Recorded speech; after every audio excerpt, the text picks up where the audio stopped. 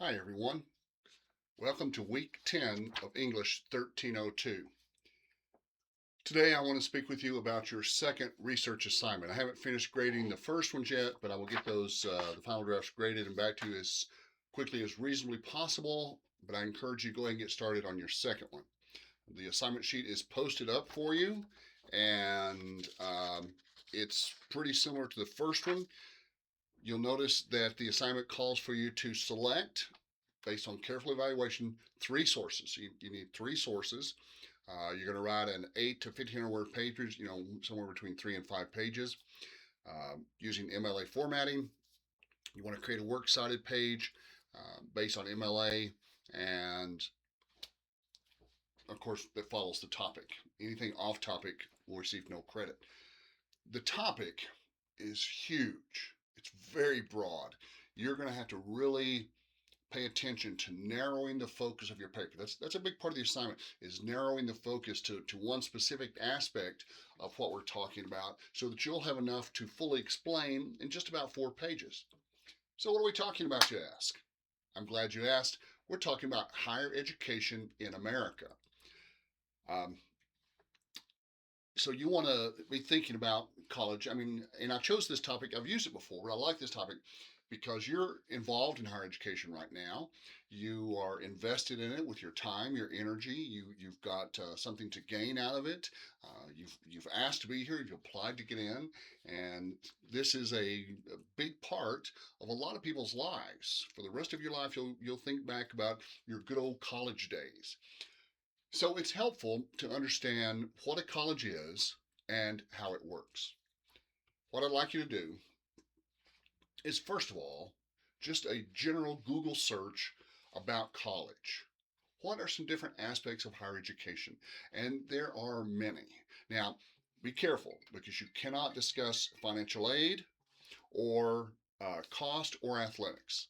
But even so, you've got a lot of administration, a lot of structure, types of higher education, autonomy in higher education. Higher education in America is just this fascinating field that is unique to America. Colleges are unlike any place else in the world, and we really have a special love in our hearts as Americans for higher education. That's why we have so many colleges and so many community colleges. So, anyway, pick one specific aspect. For example, don't just talk about community colleges. Maybe either focus on just one particular community college or just one aspect of community colleges, for example, the administration.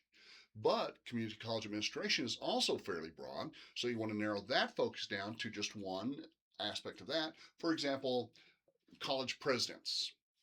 How does one get the career path? How does somebody get to be president of a community college? Or the duties and responsibilities of a vice president. How many vice presidents does a community college really need? That's a good question. Um, what are the differences between an academic affairs vice president and a student services vice president? So yeah, and there's lots of things on there. There's lots of ways to explore that, and there's lots and lots of good research out there. As you probably figured out by now, community college students are one of the most researched and analyzed groups of people in the world. College professors are required to do research at research universities, and they love to study students. They've got a bunch of them.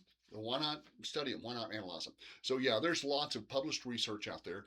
Now, one of the things you're graded on is how carefully you evaluate your sources, and there's already a PowerPoint up explaining how to do that. But real quickly, let's just kind of go through this real quick. Google Scholar or any research based search engine will help you. And there's like 15 of them.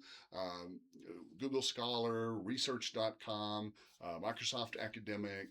Uh, what was it? B4. Just the well. Anyway, Google Scholar is the one I like. Pick and find the one you like.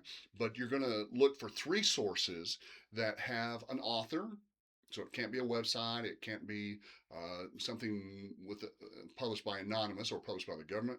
It has to have an author, and that author has to have credibility in the field.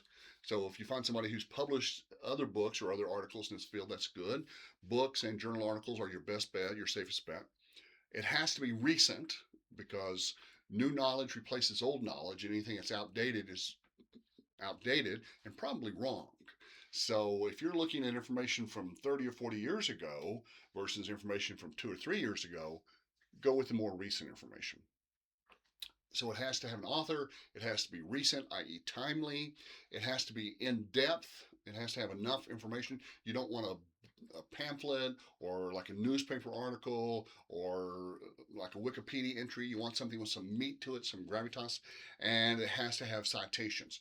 Now, on that, it can either be where your source cites other sources or other sources have cited your source. Either one's found me, and Google Scholar will tell you.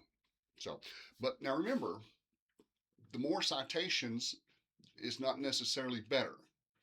If you're looking at two sources and one has 100 citations, you think, wow, that's got a lot of research connected to it. Either the author has done a lot of research or a lot of people have used it to do the research, but maybe it's 20 years old. Maybe it's got a lot of citations because it's so old. Or you're looking at another one which only has 3 or 4 citations, but it's only 2 years old. Go with the newer one. Um, so yeah, so a lot of this is a judgment call, but you have to meet the minimums on all of those. So you just don't have to have one citation. Your source has to have one citation, but generally the more the better, as long as it's not outdated. All right. So if you want some more help, especially on narrowing the focus, I've got several good examples, several good ideas. I've got some good sample papers I'll be sharing with you later on this week or next, and we can talk some more about it then. But I hope you'll get started on it, and I hope you find something about higher education that you enjoy, other than cost or finances or athletics. All right, we have started our research papers. No, I'm sorry. We were just talking about the research papers. We have started our poetry unit. We have started our poetry unit, and we got just a brief introduction the week before spring break with Richard Corey and Papa's Waltz and Passionate Shepherd. Today, we start in-depth analysis of 3 poets. We're going to start off with Robert Frost, then Emily Dickinson, and then William Wordsworth. Robert Frost is really an acclaimed American author. When you ask most people, what is one poet you know, a lot of people recognize the name Robert Frost. He really is a remarkable poet. Review that PowerPoint very carefully. Watch it slowly, take notes on it, write stuff down. You really want to learn this information, especially the slide on his themes.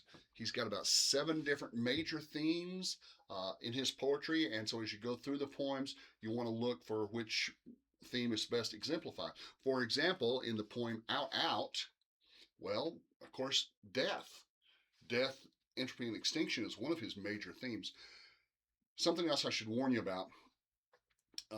When you look at the video or look at the PowerPoint about the life of Robert Frost, he did have a lot of death involved in his life. Lost his wife, lost his favorite daughter, eldest son committed suicide, lost another son. Of course, his mother who raised him, his father when he was 11. He did have a lot of death, and those deaths seem to be grouped in clusters, but that's just part of life. Everyone loses people, people die. So don't think that his life was all sadness and sorrow. It really wasn't.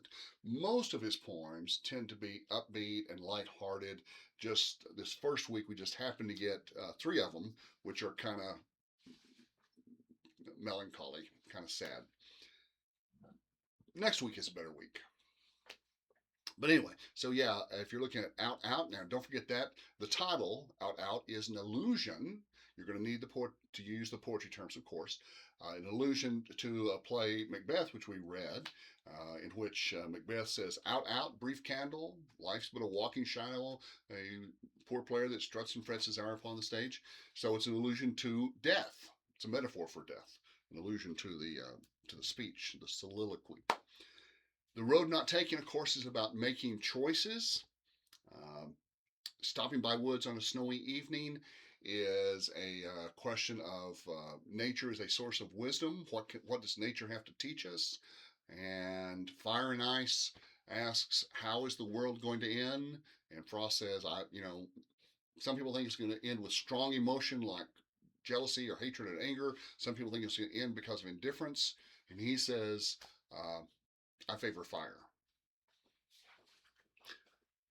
So, and again, nature is a source of wisdom for that one also. And most of these poems will have more than one major theme.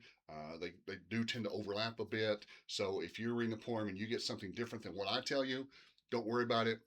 You're probably right on the button. Okay, now let me also encourage you, as you read these poems, as you know from the PowerPoint, you really want to read them slowly, carefully, and sympathetically. I also encourage you to read them out loud. Now, I know that sometimes it feels a little silly to sit there and read stuff out loud to yourself, but by reading out loud, you get to hear it. If nothing else, watch a YouTube video so you can watch it and hear it. But yeah, reading out loud to yourself can really help you because you get to hear the words, and saying it and hearing it is a whole separate way of learning. And so you really want to go through these things several times. I've picked the shorter poems simply so you'd have a chance to read them over and over again several times. One thing that's unique about the poetry exam when it comes up here at the end of the semester, I think your third unit quiz is April the 24th, something like that, about a month from now. A lot of the questions will be, which poem contains this line? And so, you know, if you're looking for a poem that says, he struts and frets his hour upon the stage, then you need to read the poem so that you can recognize. Now, when I choose the lines from the poems, I'll just choose the major ones. I won't choose the little obscure ones. But yeah, you've got to read them to know where it comes from. So read the poems carefully. Take your time. Take notes as you read the poems. Take notes as you look at the poetry vocabulary. You'll need that, of course. And I hope you find a poem that you enjoy. Hope you find a poem that you like, that says something to you, that means something to you, and that you'll take with you long after your college days are over. When you have questions, please drop me an email, jfly@southplainscollege.edu. And I look forward to hearing from you.